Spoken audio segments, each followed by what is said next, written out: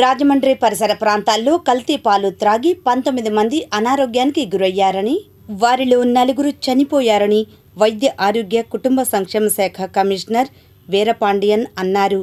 ఈ మేరకు పాలు కల్తీ ఘటనపై ఆయనతో పాటు food safety director Neelakanta Reddy Mangalagiri ఏపీఐఐసిలోని రాష్ట్ర కార్యాలయంలో వారు మీడియాతో మాట్లాడారు. సార్ చెప్పినట్టు ఈరోజు ఒక వీడియో కాన్ఫరెన్స్ తీసుకోవడం జరిగింది. రాష్ట్రంలో ఉన్నటువంటి అసిస్టెంట్ ఫుడ్ కంట్రోల్ ఏఎఫ్సీస్, తర్వాత ఎఫ్ఎస్ఓస్, జిఎఫ్ఐస్తో. సో మాకు ఇంచుమించు ఒక 60 చిల్లర దాకా ఉన్నారు స్టాఫ్. సో ఒక 500 వరకు ఒక స్పెషల్ డ్రైవ్ ద్వారా రేపటి నుంచి ఈ నెలాఖరు వరకు ఒక స్పెషల్ డ్రైవ్ కండక్ట్ చేస్తూ రాష్ట్రం మొత్తం మీద అంటే ఎక్కడెక్కడైతే ఈ పాల వ్యాపారస్తులు ఉన్నారు, అంటే రీటైల్ మిల్క్ దగ్గర నుంచి హోల్సేలర్ వరకు, తర్వాత పాల ఉత్పత్తులు వ్యాపారాలు చేసే అందరినీ కూడా అంటే శాంపుల్స్ తీసుకోవడం ఒకటి. ఇంతకుముందు మీరు అన్నట్టు ఇంకా రాష్ట్రంలో చాలా మటుకు రిజిస్ట్రేషన్ కానీ లైసెన్సులు కానీ తీసుకున్నటువంటి ఈ పాల వ్యాపారంలో ఉన్నటువంటి ఎఫ్బిఓస్ అంటే ఫుడ్ బిజినెస్ ఆపరేటర్స్ అంటాము. సో వీళ్ళందరినీ కూడా ఏదో రిజిస్ట్రేషన్ అన్నా పూర్తి చేయాలి, అట్లాగే లైసెన్సులు అన్నా తీసుకునే విధంగా ఒక అవగాహన కల్పించడం, అట్లాగే ఒక 500 వరకు స్పెషల్ డ్రైవ్ ద్వారా శాంపుల్స్ తీసుకొని వాటిని మనం అనాలిసిస్ కూడా పంపించాలని చెప్పేసి సార్ ఈరోజు వీసీలో ఇన్స్ట్రక్షన్స్ ఇవ్వడం జరిగింది. సో దీనికి సంబంధించి రేపటి నుంచి ఈ స్పెషల్ డ్రైవ్ ఏర్పాటు చేస్తున్నాము.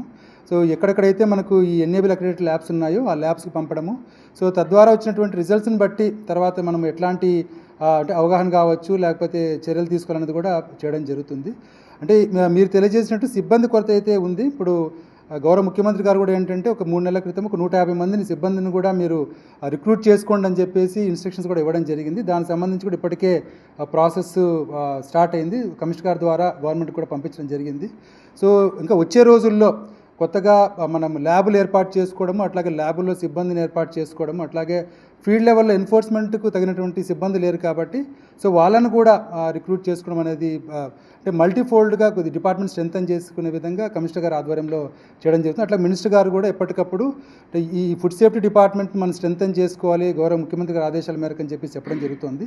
సో ల్యాబ్స్ ఎస్టాబ్లిష్మెంట్ ఒకటి, స్టాఫ్ రిక్రూట్మెంట్ ఒకటి, అట్లాగే ఈ ఫీల్డ్ లెవెల్లో కూడా ప్రతి క్షేత్రస్థాయి సిబ్బంది కూడా ప్రతి నెల కూడా వాళ్ళకు టార్గెట్స్ ఉన్నాయి. ప్రతి నెల ఎన్ని శాంపుల్స్ తీయాలి, సో మిల్క్ కావచ్చు, ఆయిల్స్ కావచ్చు, ఏవైతే కల్తీకి ఆస్కారం ఉన్నటువంటి ఎక్కువ అవకాశం ఉన్నటువంటి పదార్థాలు ఉన్నాయి, కుక్డ్ ఫుడ్ కావచ్చు, పెరిషబుల్స్ కావచ్చు, ఇట్లాగా ఏవైతే వాళ్ళకి మంత్లీ టార్గెట్స్ ఉన్నాయో వాటికి సంబంధించి పర్యవేక్షణ మేము స్ట్రిక్ట్ చేస్తూ ఉన్నాము. అట్లాగే కమిషనర్ గారి ఆదేశాల మేరకు వచ్చే 3-4 నెలల్లో కాస్త ఫీల్డ్ లెవెల్లో కూడా వీళ్ళ ప్రెజెన్స్ కనిపించే విధంగా అన్ని చర్యలు తీసుకోవడం జరుగుతుంది.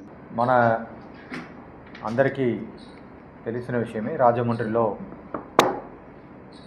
మొన్న ఒక 4 మిల్క్ కన్సంప్షన్ చేయడం వల్ల చనిపోవడం జరిగింది.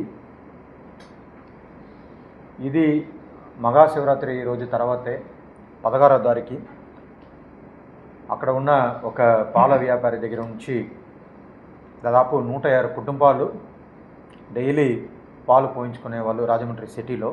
ఆయన కోరుకొండ మండలం నరసాపురం విలేజ్ నుంచి వచ్చి డైలీ పాలు పోస్తూ ఉంటారు. సో ఆయన దగ్గర నుంచి గత 10 సంవత్సరాలుగా వీళ్ళు పాలు పోయించుకుంటూ ఉంటున్నారు.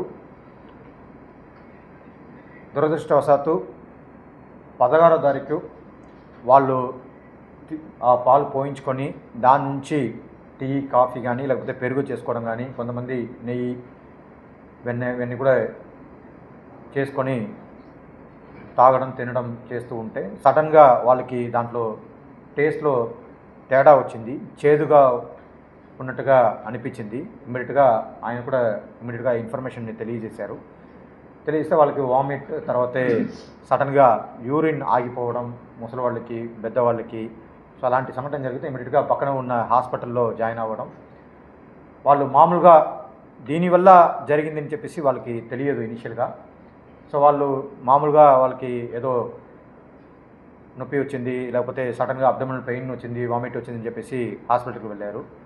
మళ్ళీ ఒక 4 రోజుల తర్వాతే అక్కడ ఉన్న డాక్టర్స్ ఒక హాస్పిటల్లో ఒకే ఏరియా నుంచి, ఒకే ఫ్యామిలీ నుంచి 4-5 అలా జాయిన్ అవుతూ ఉంటే వాళ్ళు ఇంత క్లస్టర్గా జరుగుతున్నప్పుడు దాని యొక్క బ్యాక్గ్రౌండ్ చెక్ చేస్తే వీళ్ళందరం కూడా ఒక ఏరియా నుంచి వచ్చారు. సో వాళ్ళందరూ కూడా ఒక పాలు తాగడం వల్ల ఆ పాలలో డిఫరెంట్ టేస్ట్ రావడం వల్ల జరిగిందని చెప్పేసి ఒక అనుమానంతో మా డిఎంఎండ్హెచ్ ఆఫీస్కి ఇమీడియట్గా ఇన్ఫర్మేషన్ ఇవ్వడం జరిగింది.